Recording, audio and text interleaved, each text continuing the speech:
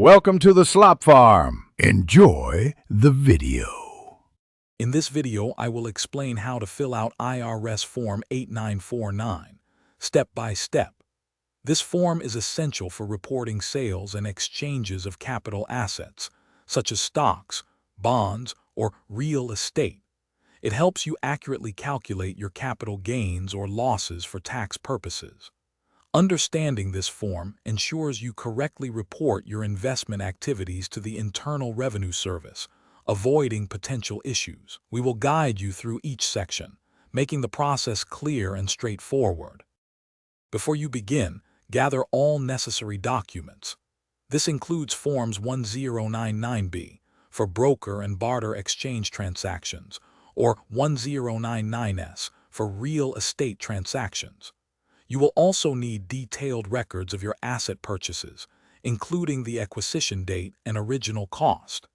Accurately determining your cost basis is crucial for calculating your gain or loss. Having these documents organized will streamline the entire process significantly.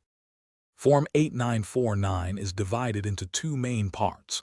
Part 1 is for short-term transactions, involving assets held for 1 year or less. Part 2 is for long-term transactions, for assets held for more than 1 year. Within each part, you must check box A, B, or C. This selection depends on whether your basis was reported to the IRS and if any adjustments are needed.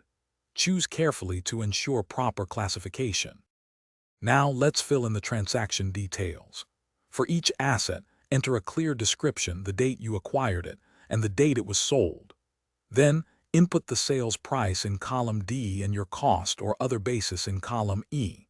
If you have any adjustments to your gain or loss, such as wash sales or unallowed losses, report them in column G.